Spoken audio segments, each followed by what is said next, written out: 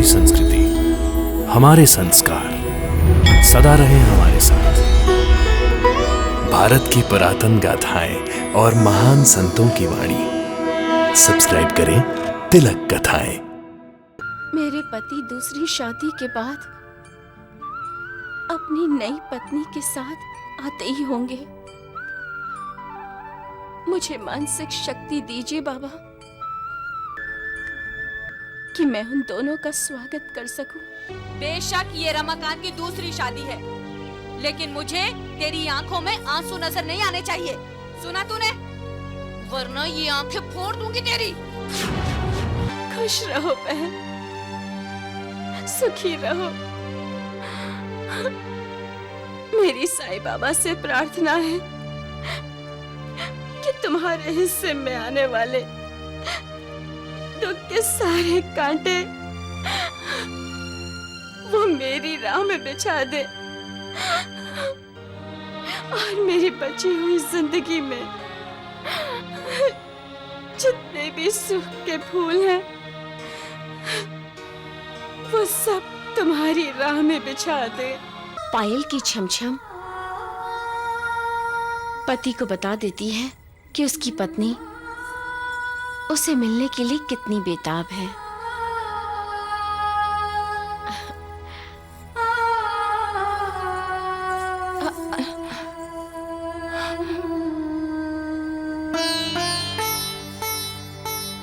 सचमुच तुम बहुत खूबसूरत हो।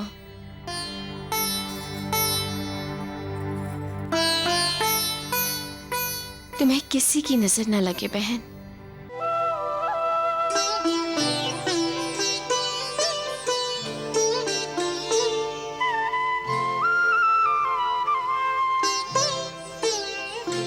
ओम जय साईनाथ, जय साईनाथ। आदि न अंत तुम्हारा, तुम्हें श्रद्धा नमन हमारा। ओम जय साईनाथ, जय साईनाथ। आदि न अंत तुम्हारा, तुम्हें श्रद्धा नमन हमारा।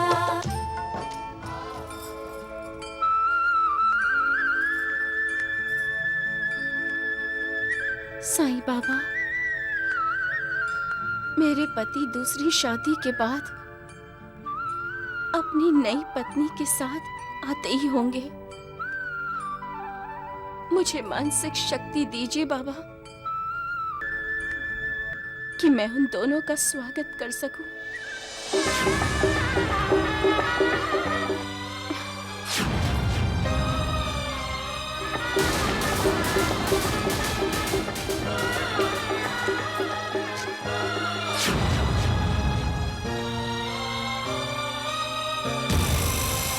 बहू, मेरे बेटे की शादी हुई है। ये मेरे लिए और इस घर के लिए बहुत ही खुशी की बात है, और तू रो रही है?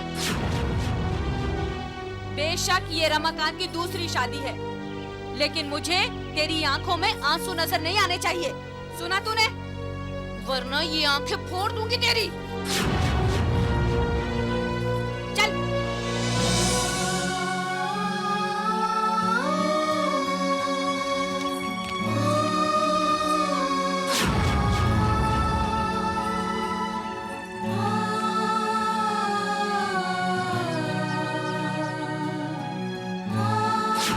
बच्चे को जन्म देने के बाद होने वाली मेरी मृत्यु को तो मैंने स्वीकार कर लिया है, लेकिन अपनी सौतन को स्वीकार कैसे करूं? बहू, चल उसकी आरती उतार, चल।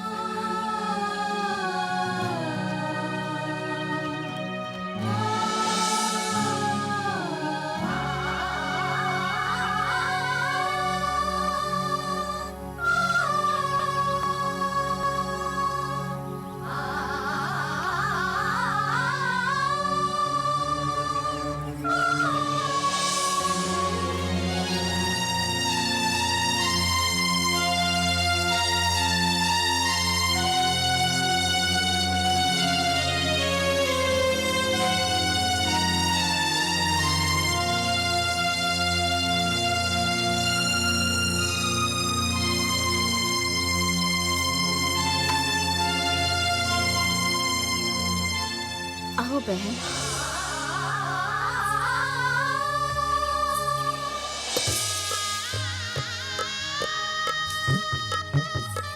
यही रुको। अपने पति का नाम बताए बगैर हम तुम्हें अंदर नहीं जाने देंगे। क्यों दुर्गा? हाँ।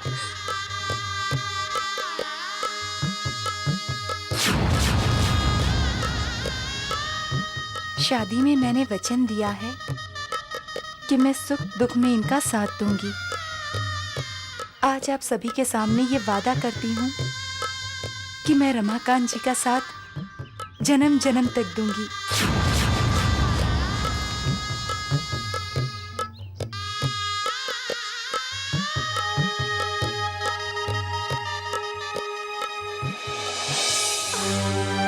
खुश रहो बहन, सुखी रहो। मेरी साईं बाबा से प्रार्थना है कि तुम्हारे हिस्से में आने वाले दुख के सारे कांटे वो मेरी राह में बिछा दे और मेरी बची हुई जिंदगी में जितने भी सुख के फूल हैं वो सब तुम्हारी राह में बिछा दे। जीती रहो बहन, जीती रहो। मालिक भी कमाल का कलाकार है नूर। इंसान को जो आंसू की देन दी है उसने, वो बड़ी विचित्र देन है। इंसान जब भावनावश होता है तब उसकी आंखों में आंसू आते हैं, लेकिन जब इंसान क्रोधित होता है तब भी उसकी आंखों में आंसू आते हैं। जब उसे अपने प्रिय व्यक्ति की याद आती है तब उसकी आंखों से आंसू बहने लगते हैं। और जब वो विवश होता है, मजबूर होता है, तब भी उसकी आंखों में आंसू आते हैं। खुशी की खबर सुनकर भी और दुख की खबर सुनकर भी इंसान की आंखें भर आती हैं। कभी कभी एक इंसान के किए कर्म की वजह से भी दूसरा इंसान आंसू बहाता है ना बाबा? अपने भक्तों को दुखी देखकर भगवान की आंखें भी भर आती है। महालसापति, ये आंसू इंसान और मालिक के बीच की महत्वपूर्ण कड़ी है। गंगा जल की तरह पवित्र आंसू इंसान के पापों को धोकर इंसान को मालिक की शरण में ले जाते हैं।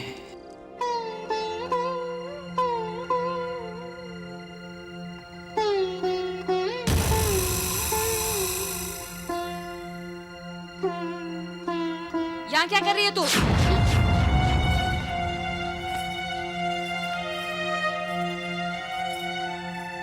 जी तुम्हें पता नहीं, आज रमाकांत और कमला की सुहागरात है और आज से ये कमरा रमाकांत और कमला का है, तुम्हारा नहीं। जाओ, कमला को सजाओ और उसे इस कमरे में लेकर आओ। जी माँ जी। सुनो, ऐसी रोनी सूरत लेकर दुल्हन के पास मत जाना। अभी से अपनी मौत का गम मनाने की जरूरत नहीं है। अभी कुछ महीने बाकी हैं, समझी? मुस्कुराओ, मुस्कुराओ, मुस्कुराओ। मैं कह रही हूँ मुस्कुराओ।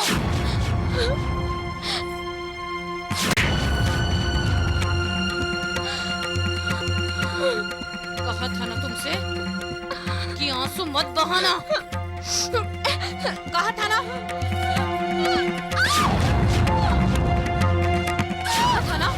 कहा था ना? हाँ? मुस्कुराओ, मुस्कुराओ।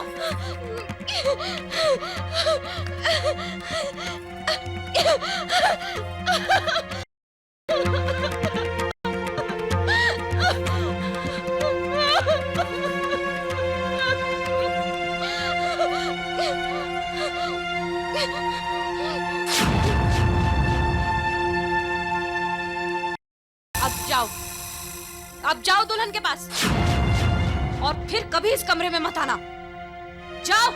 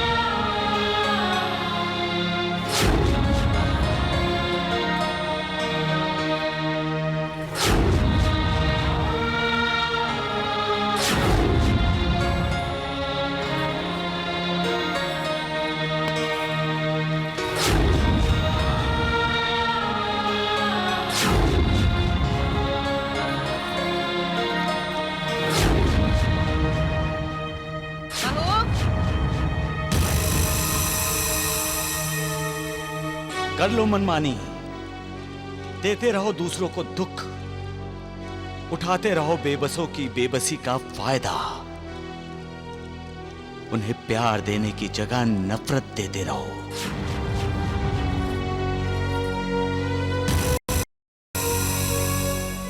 दूसरों की आंखों में आंसू देखकर आज तुम मुस्कुरा रहे हो, लेकिन अगले पल क्या होने वाला है इससे तुम अनजान हो।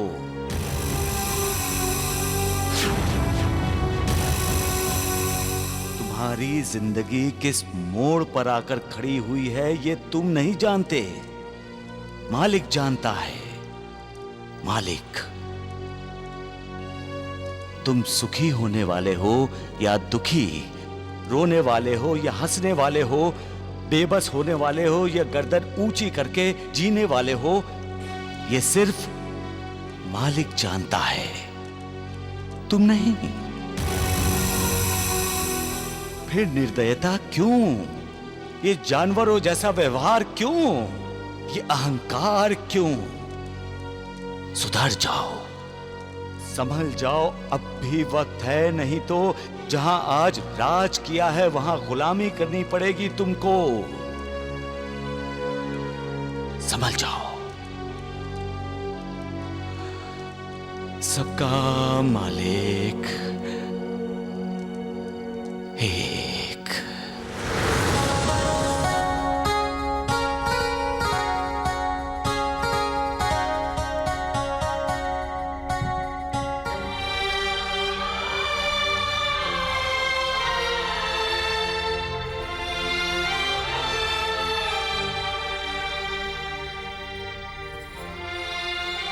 बैठो बहन, बैठो। मैं तुम्हारा श्रृंगार करने आई हूं। तुम्हारी सुहाग रात है ना?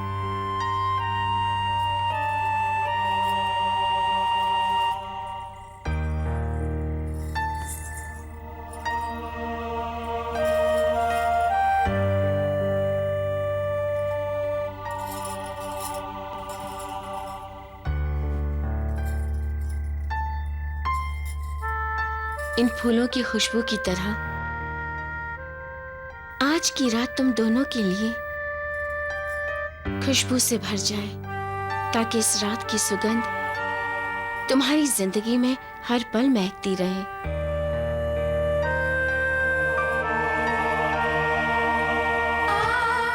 पायल तो पहननी ही चाहिए। पायल की छमछम पति को बता देती है कि उसकी पत्नी उसे मिलने के लिए कितनी बेताब है।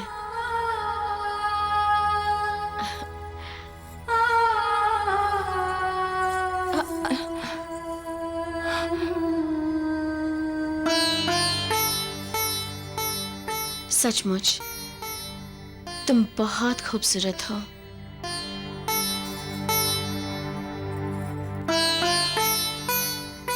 तुम्हें किसी की नजर न लगे बहन, मेरी भी नहीं। बहन, तुम उन्हें बहुत प्यार देना, उन्हें खुश करना, उन्हें सुखी करना। वो भी तुम्हें बहुत प्यार देंगे, आपसे भी ज्यादा। हाँ, मुझसे भी ज्यादा।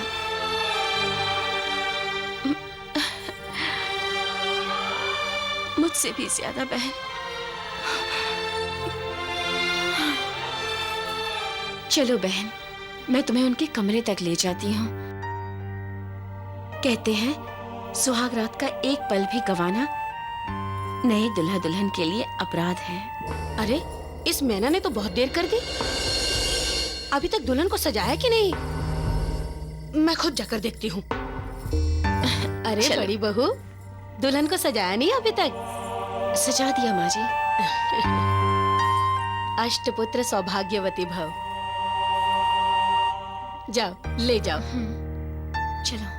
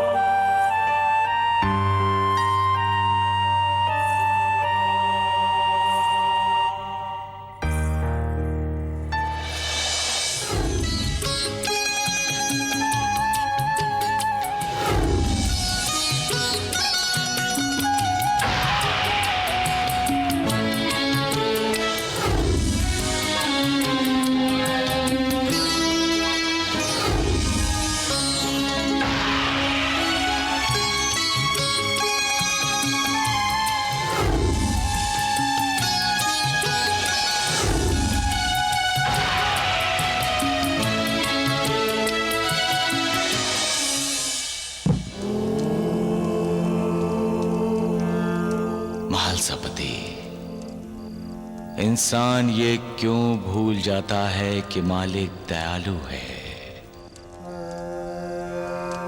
क्यों भूल जाता है कि जब उसके लिए एक दरवाजा बंद होता है तो मालिक की कृपा से कोई दूसरा दरवाजा खुल जाता है? जब इंसान को दुखों का सामना करना पड़ता है तब उसे ये नहीं भूलना चाहिए कि किसी न किसी मोड़ पर सुख उसका इंतजार कर रहा है। इंसान को लगता है कि उसके साथ अन्याय हो रहा है, लेकिन उसे ये नहीं भूलना चाहिए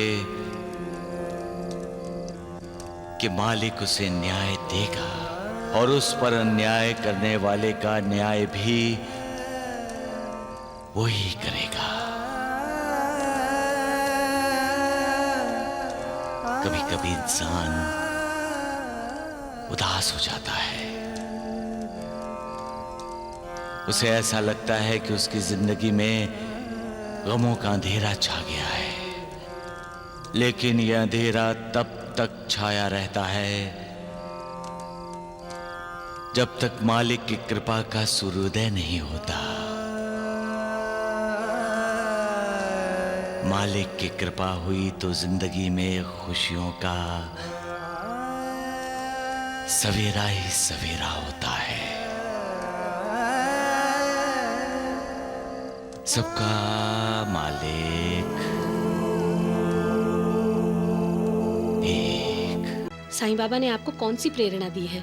नानी, मैं चाहता हूं कि मैना ताई के ससुराल में पैसे भेज दें। हमें ये तो पता चल ही चुका है नानी कि मैना बेटी की सास लालची है। कहीं ऐसा ना हो कि वो अपने नई दुल्हन को लाड़ लड़ाए और मेरी बेटी मैना को तकलीफें दे।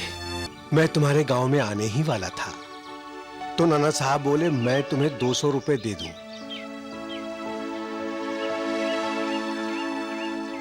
अच्छा, मैं चलता हूँ। काका जी, खाना खाकर जाइए। नहीं बेटी, मुझे काम के सिलसिले में अगले गांव जाना है। अच्छा, नमस्ते। जीती रहो, जीती रहो। माँ जी, ये पैसे तुम्हें नहीं भेजे गए, मुझे भेजे गए हैं, तुम्हें खुश रखने के लिए, समझी?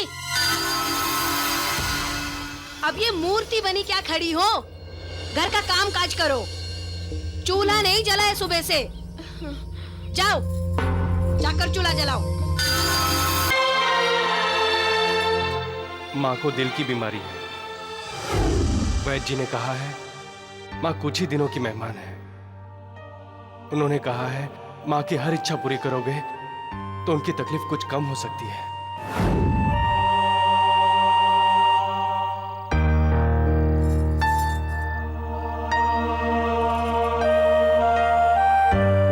मुझे सासू माँ की बीमारी की पूरी जानकारी हासिल करनी होगी।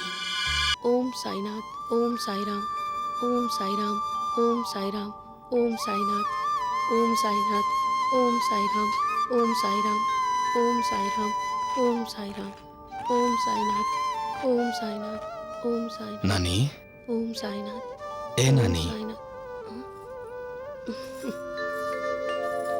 ओम साईनाथ। आ गए आप? मैं आपके लिए पानी लेकर आती हूँ। नानी, क्या हुआ? शिरडी से लौटने के बाद मैं सिर्फ मैना बेटी के बारे में ही सोचता रहता हूँ। लेकिन क्यों सोच रहे हैं? साईं बाबा ने निश्चिंत रहने को कहा है ना? नानी, हमें कुछ करने की प्रेरणा साईं बाबा से ही मिलती है ना? तो मुझे भी बताइए, साईं बाबा ने आपको कौन सी प्रेरणा दी है? नानी, मैं चाहता हूँ कि मैना ताई के ससुराल में पैसे भेज दें। हमें ये तो पता चल ही चुका है नानी कि मैना बेटी की सास लालची है। कहीं ऐसा ना हो कि वो अपने नई दुल्हन को लाड़ लड़ाए और मेरी बेटी मैना को तकलीफें दे, उसे बात बात पर अपमानित करे। नानी, मैंने तो कुछ गलत नहीं सोचा ना? नहीं। मैं जानता हूं साईं बाबा का आशीर्वाद हमेशा मैना बेटी के साथ है। फिर भी उन्हें पैसे भेजकर हमें तसल्ली हो जाएगी कि हमने माता पिता का कर्तव्य निभाया है।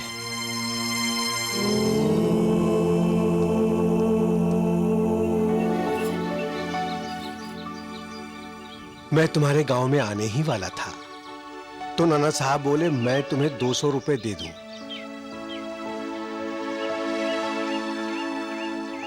अच्छा, मैं चलता हूं। काका जी, खाना खाकर जाइए। नहीं बेटी, मुझे काम के सिलसिले में अगले गांव जाना है। अच्छा, नमस्ते। जीती रहो, जीती रहो। आपका आशीर्वाद सच नहीं होगा काका। मैं तो बच्चे को जन्म देकर मरने वाली हूँ।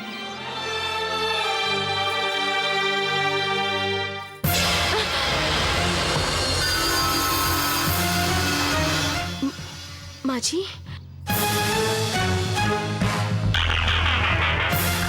ये पैसे तुम्हें नहीं भेजे गए, मुझे भेजे गए हैं,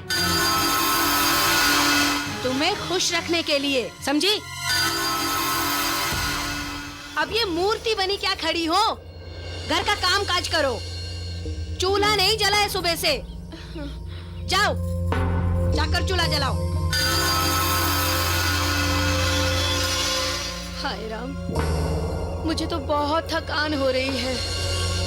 हाँ, वैसे भी वैद्य जी ने मुझे आराम करने को कहा है, तो मैं आराम करती हूँ। हाय राम, हाय राम, हाय राम, हाय राम।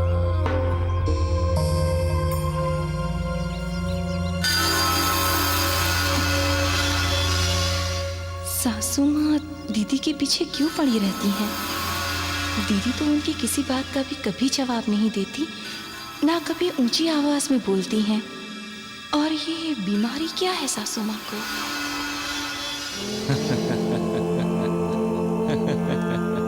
मालिक के घर में देर है, अंधेर नहीं। ऐ इंसान, इस सच्चाई को जान ले। कभी भी किसी के साथ बुरा व्यवहार मत कर, किसी की बुराई मत कर, किसी के बारे में बुरा मत सोच। छोड़ दे बुरे कर्म करना, वरना हश्र अच्छा नहीं होगा तुम्हारा।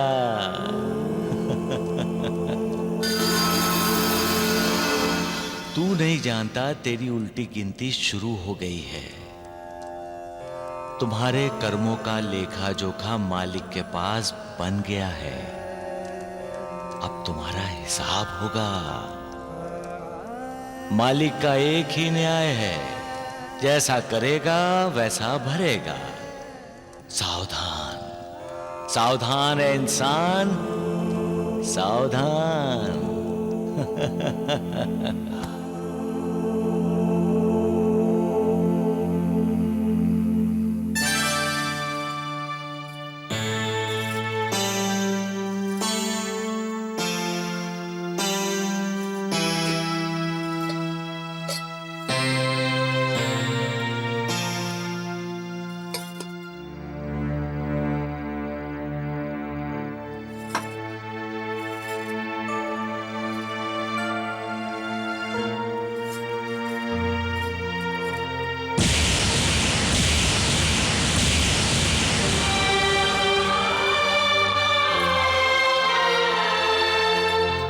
माँ को दिल की बीमारी है।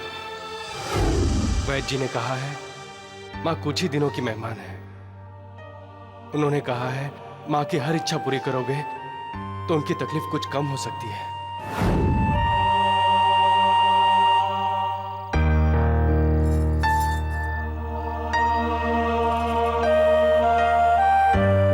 मुझे सासू माँ की बीमारी की पूरी जानकारी हासिल करनी होगी। अन्याय, अनाचार और अत्याचार की भी एक सीमा होती है महालसापति। जब इस सीमा का उल्लंघन होता है तो अन्यायी, अनाचारी और अत्याचारी इंसानों का दमन किया जाता है और उन्हें सजा मिलती है। ये मालिक का दस्तूर है। भगवान श्री कृष्ण ने भी शिशुपाल के 100 अपराध पूरे होने तक का इंतजार किया था साईनाथ। वही तो मैं कहना चाहता हूं। भगवान भी ऐसे लोगों को मौका देते हैं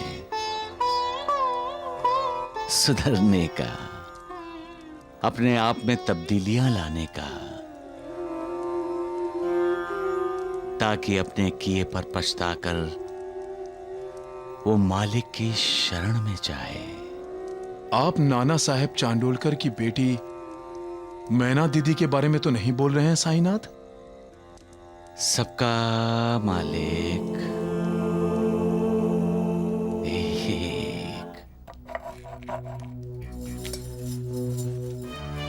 वैद काका जल्दी चलिए, शायद सासू माँ को दिल का दौरा पड़ा है। दिल का दौरा? क्यों? आप ही ने इनसे कहा था ना कि अगर हम सासू माँ की मर्जी के खिलाफ गए तो सासू माँ को दिल का दौरा पड़ सकता है। परेशान मत हो बहू, मैं ये दवा बनाकर तुम्हारे घर लाता हूँ और तुम्हारी सास का इलाज कर देता हूँ। लेकिन उससे पहले उनको कुछ हो गया तो? जरूर दुर्गा नाटक कर रही होगी। लगता है आपको सासू माँ के दिल पे बहुत भरोसा है। कहीं सासू माँ का दिल का दौरा और उनकी बीमारी कोई नाटक तो नहीं? क्या बात कर रही हो तुम बहू? ना, मैं सच बोल रही हूँ वैद काका, क्योंकि मैं सब कुछ जान गई हूँ। ना वो दिल की मरीज है और ना ही कभी उन्हें दिल का दौरा पड़ा है। वैद काका, आपके झूठ बोलने की वजह से मैना दीदी को दुख सहना पड़ता है। सासू माँ दीदी को बहुत सताती हैं। दीदी? हाँ वैद काका, मैना दीदी मेरी सौतन नहीं है। मैं उन्हें अपनी बहन मानती हूँ और उन पर कोई अन्याय हो वो मैं देख नहीं सकती। अब आप सच सच बताएंगे या फिर मैं सरपंच जी को बोल के पंचायत बुलवाऊं और फिर उनके सामने नहीं नहीं बेटी, मैं बताता हूँ, सब सच सच बताता हूँ। तुम्हारी सासू माँ को कोई बीमारी नहीं है। वो तो बीमारी का नाटक कर रही थी ताकि रमाकांत तुमसे शादी करने के लिए राजी हो जाए। उसका नाटक तो अभी भी जारी है। हाँ, सारी बात समझ में आ गई। अब मैं भी इनको एक नाटक करने के लिए भेजती हूँ। अब मुझे भी एक नाटक करना पड़ेगा।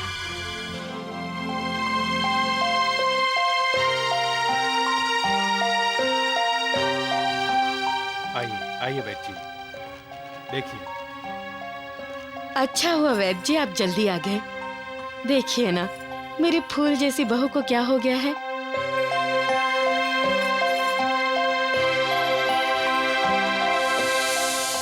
ये सब अशुभ बातें मेरी इस मनहूस बहू की वजह से हो रही हैं। वैद्य काका, कमला ठीक है ना?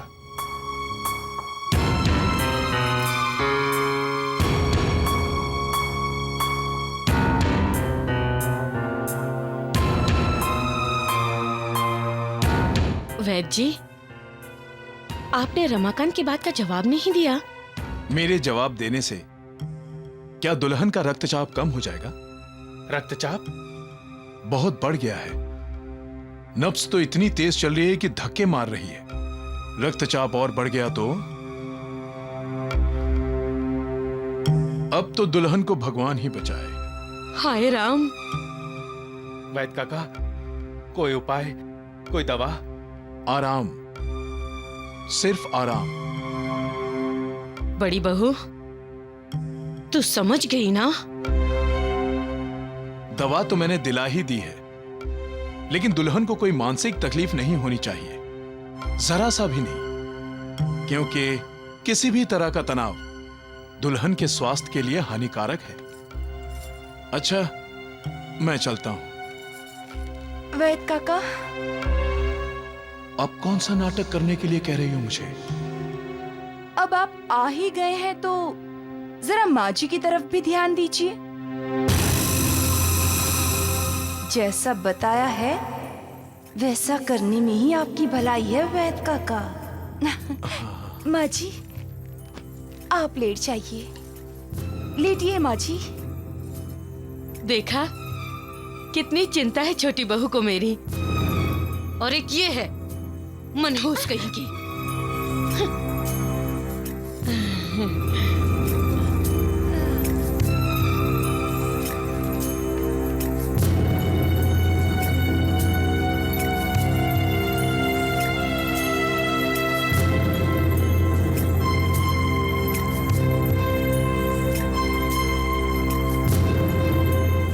रमाकांत, दुर्गा बिल्कुल ठीक है। अब तुम्हारी मां को कोई भी खतरा नहीं है। अब तुम्हें लेटे रहने की कोई जरूरत नहीं है। तुम कहीं भी आ जा सकती हो, घर का काम काज भी कर सकती हो।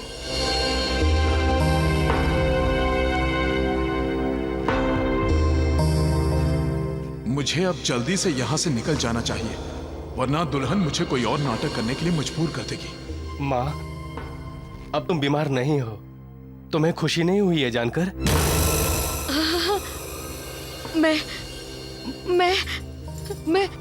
मैं बहुत खुश हूँ। ये तो शुरुआत है माँ जी।